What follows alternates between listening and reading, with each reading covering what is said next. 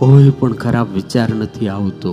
પ્રેમનો વિચાર આવે છે, ભાવનો વિચાર આવે છે, ત્યાગનો વિચાર આવે છે, ભક્તિનો વિચાર આવે છે, સમર્પણનો વિચાર આવે છે, કંઈક મારે સમાજની માટે કરવું છે એનો વિચાર આવે છે. અને જ્યારે બીજાની માટે તમે કરવાનો ભાવ જાગૃત કરો ને ત્યારે કેમિકલ મસ્ત બને છે. અને એ જે કેમિકલ મસ્ત બને છે ને એના કારણે આખા શરીરની ઉપર અસર થાય છે. इसलिए बहुत बार कहता हूँ, चित्र कितना भी विचित्र क्यों न हो, लेकिन जिनका चरित्र पवित्र है इनके चित्र पूजे जाते हैं.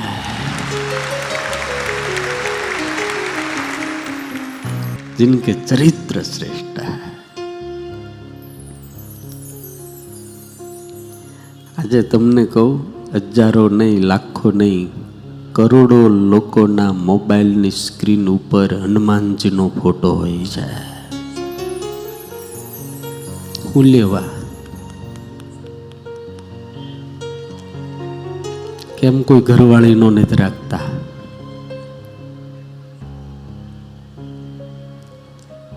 બહેનો કેમ કોઈ એના ધણીનો નથી રાખતા?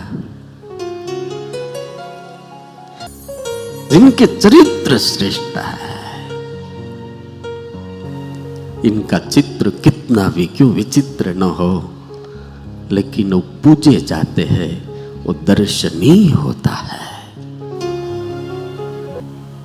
સવારમાં 9 વાગ્યાથી નીકળું છું અમદાવાદમાં. આજ તો હિતેશભાઈ મારી હારે હતા. હારા હારા મોટા મોટા નાના મોટા, એવું નથી કે મોટા માણસ ત્યાં જ જાય. અમે તો નાનામાં નાના હાવ ઝૂંપડું હોય ને એના ઘરે એટલા જ પ્રેમથી જાય કે 50 કરોડના બંગલામાં જેટલા પ્રેમથી જાય ને એટલા ઝૂંપડામાં જાય.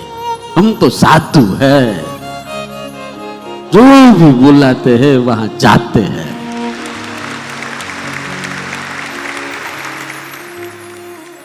પણ હનુમાનજીના ચરિત્રનો જે પ્રભાવ છે, ગઈકાલે આ કરોડપતિ લોકો બધા હેઠે બેઠા હતા, કારણ કે બેહવાની જગ્યા નહોતી. અને ત્યારે મને હનુમાન દાદા યાદ આવ્યા. નિલેશભાઈ, સીટની જરૂર પડે તો ઉપાધિ, આને સીટની જ જરૂર નહીં, હેઠો જ બેહે. સબ ભૂમિ ગોપાલ કે. અત્યારે તો ખુરશી હારે લઈને ફરવું પડે છે, કદાચ ઊભા થાય ને બીજો બેસી ગયો તો કઈ નક્કી જ નથી યાર.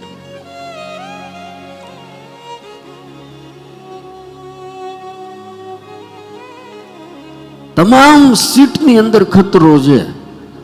એ પછી મુખ્યમંત્રીની હોય તો ભલે, હોમ મિનિસ્ટરની હોય તો ભલે, કે પ્રધાનની હોય તો, તમામ સીટની ઉપર ખતરો છે.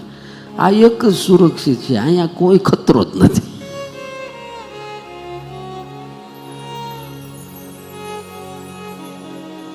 તમામ બધાને કંઈક નું કંઈક થવું છે. કોકને પ્રમુખ થવું છે, ને કોકને ઉપપ્રમુખ થવું છે, ને કોકને મંત્રી થવું છે, ને કોકને તંત્રી થવું છે, ને કોકને એન્જિનિયર થવું છે, ને કોકને ડોક્ટર થવું છે, કોકને કંઈક થવું છે. પણ આ દુનિયાની અંદર માણા કોઈને થવું નથી લાગતું.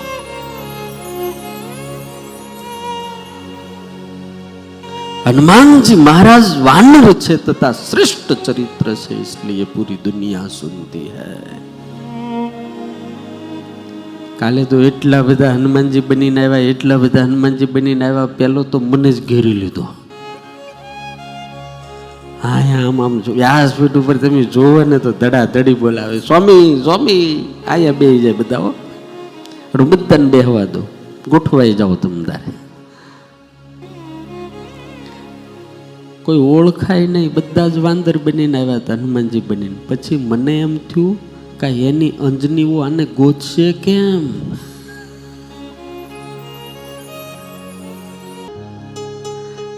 મેં ગઈકાલે કીધું હતું कि जहां उत्साह होता है तो वहां स्वयं उछल कूद होती है. हनुमान जी पूर्ण उत्साह से भरे हुए हैं,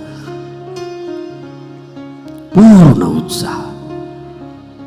મને ઘણી વખત એવું થાય કરોડપતિ માણા આમ દિવેલ પી ગયો ને એમ બેઠો હોય, આપણને એમ થાય કોઈક ગુજરી ગયું છે.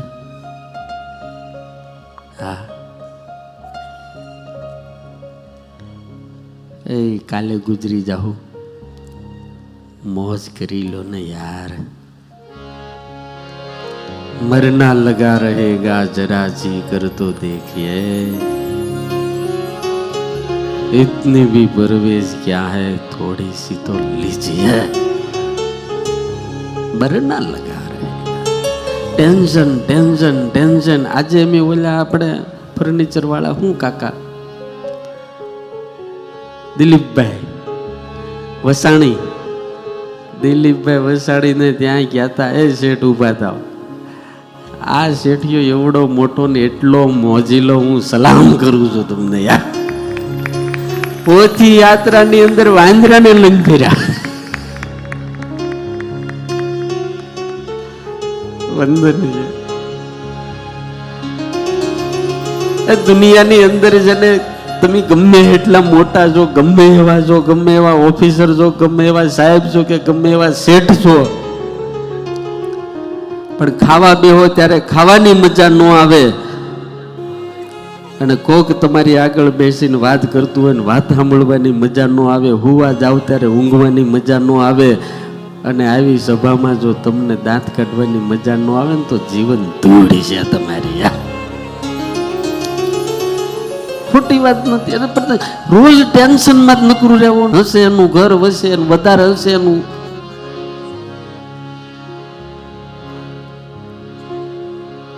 એટલે એનું લાફિંગ ક્લબ ખોલવા પડ્યા છે, દાંત કાઢવાનું બંધ કરી દીધું. મોટો માણસ તો આમ હસી નો ક્યાં.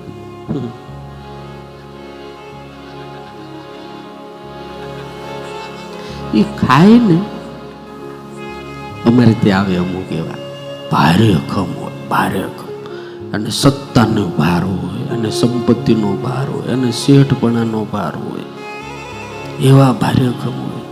આમ ખાય ને તો હોઠ ઉગાડે નહીં હરકા.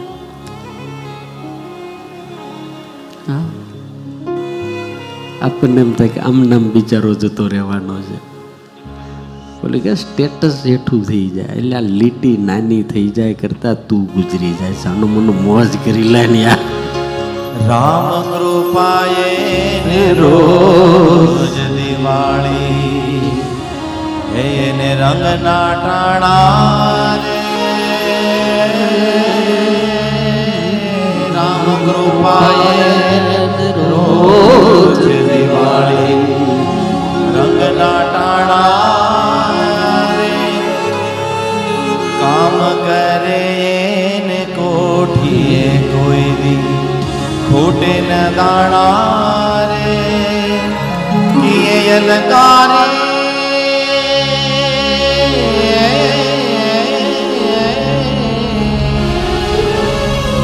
किए अलंकारे आळसू થઈ નવયાય ખોખો રે.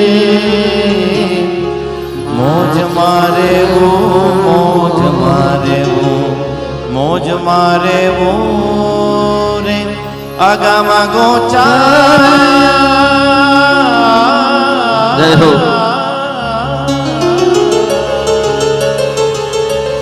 અગમ ગોચર અલગ ગણીની ખોજ મારે બોરે. મોજ મારે બો, મોજ મારે બો, એ બાપા મોજ મારે બો.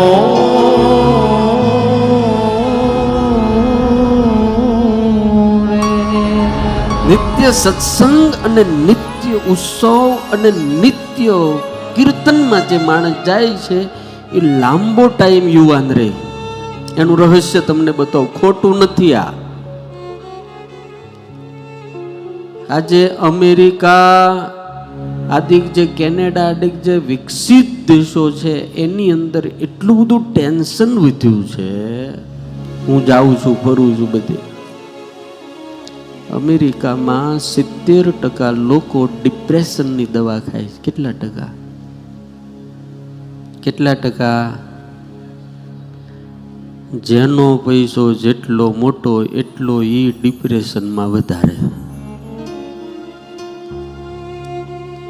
હું તમને એટલો એક સવાલ પૂછું, ગુજરી જા હોય ત્યારે હારે આવવાનું છે? એટલે આ ઘણા એટલા પોઝિટિવ માણસો આમ મારા હનુમાનજીને જો અખંડ હસા કરે, આમ 32 દાંત દેખાય. જુઓ તો કોઈ દાડ દવા જ નથી ખાવી પડતી. અહીંયા કોઈ કદાચ ડૉક્ટર બેઠા હોય તો એને ખ્યાલ હશે કે આપણે જેવા વિચારો કરીએ અને જેવી સ્થિતિમાં રહી એવું મગજમાં કેમિકલ બને છે. તમે બહુ ટેન્શનમાં ઉપાધિમાં જીવો એટલે એવા પ્રકારનું કેમિકલ બને, અને એવા પ્રકારનું કેમિકલ બને એટલે આખા શરીરને અસર કરે. એટલે તમે 35 વર્ષે કે 40 વર્ષે ગઢિયા થઈ જાઓ અને રોજ આવી મોજ માર્યો. જો તમે સંગીતકારો હોય ને 70 વર્ષે રાતે રાણ જેવા દેખાતા હોય. હા, સંગીતકારો જોયું એની મોજ અલગ હોય, ગાંડા હોય બધા.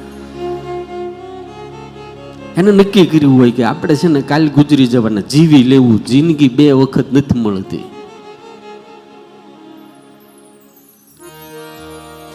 અને આવી સભામાં જ્યારે આપણે જઈએ છીએ ત્યારે 2 કલાક કે 3 કલાક આપણે ડિપ્રેશન ને ટેન્શનમાંથી મુક્ત થઈ જઈએ છીએ. આપણે ભૂલી જઈએ છીએ. કોઈ પણ ખરાબ વિચાર નથી આવતો. પ્રેમનો વિચાર આવે છે, ભાવનો વિચાર આવે છે, ત્યાગનો વિચાર આવે છે, ભક્તિનો વિચાર આવે છે, સમર્પણનો વિચાર આવે છે, કંઈક મારે સમાજની માટે કરવું છે એનો વિચાર આવે છે. અને જ્યારે બીજાની માટે તમે કરવાનો ભાવ જાગૃત કરો ને ત્યારે કેમિકલ મસ્ત બને છે.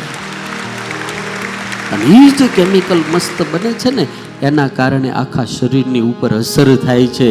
એટલે હારામાં હારી રોગ પ્રતિકારક શક્તિ જો પ્રગટ થતી હોય ને તો આવા સત્સંગમાં જ થાય છે યાર.